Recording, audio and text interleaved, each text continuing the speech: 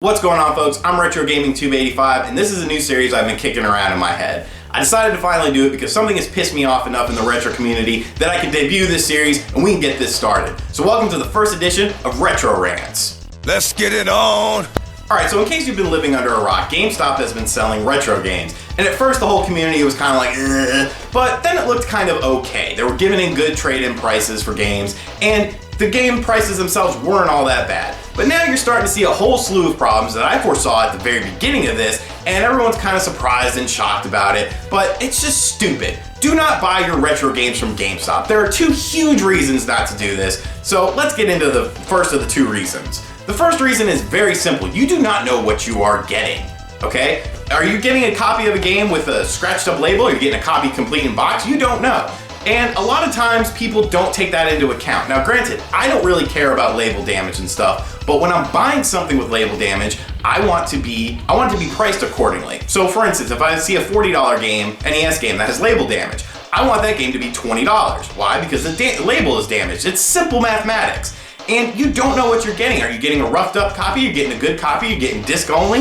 It's kind of a guessing game, and a lot of people are starting to realize that. Sure, the first batches of games that were going out were always complete for PlayStation 1 games or whatnot, but now you don't know. Are you getting just a disc only? Let's look at their other side of the operation with their current games. When you buy a used game from their website, it clearly states you might not get it with the box and manual. So why would you trust it for retro games? It boggles my mind. Like, I understand you can use GameStop rewards and GameStop credit cards and whatever other bullshit schemes they have going on, but still, it's not worth it because you don't know what you're getting. What a twist! The bigger problem coming out of all of this is that people are starting to get repro cards for expensive games like DuckTales 2, Chrono Trigger, Earthbound, all sorts of stuff like that. Let me break something down for you. I know a website where I can go on right now and get a repro copy of a game from China for like $25 shipped to my house. Okay, what's stopping me from selling that to GameStop, getting some money from them, and then GameStop sells it for $200 and, makes all this money? Nothing.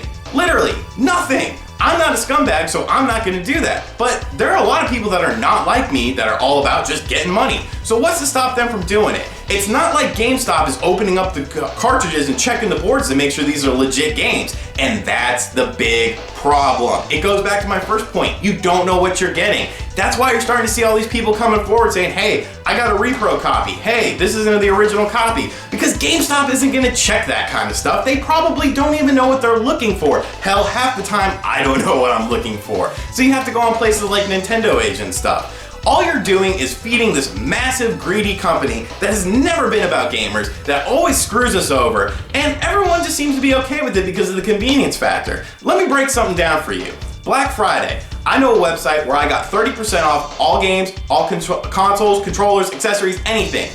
They're a small mom and pop business, so a lot of people don't know about them. But I got tons of great deals, way below GameStop prices. I went to my local retro store on Black Friday. They had 20% off all games. I got a ton of great games. I could pick them up. I could look at them. I could judge the quality to see if it's worth the money. Can you do that with the GameStop game? No. So there are other alternatives to getting these games. You're better off buying on eBay, in my opinion. You're better off going to Facebook groups. I talk all the time about Facebook groups. There's a great group I'm a member of. They got like 10,000 members. It's called Trade and Sell Retro Games or something like that. I don't know. I'll put a link to the description, to their page in the description box below. But I always get good deals on there. Stop buying retro games from GameStop. It's not helping anyone. Think of it like this. If you're only going to take one thing into account, think of it like this.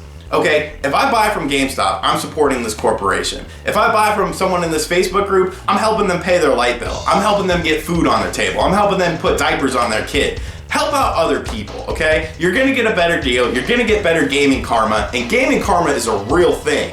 So just, stop buying retro games from GameStop. It's not worth it to you as the consumer. It's not worth it to support this company that has always bullshitted retro games forever and is continuing to. You want to buy fake games for overpriced prices? Go ahead, be my guest. But please, be at least informed and be smart about the situation. I'm Retro Gaming 285. This is Retro Rants. If you enjoyed this video, give it a like, give it a thumbs up, leave me a comment below, make sure you subscribe to my channel. I'm out.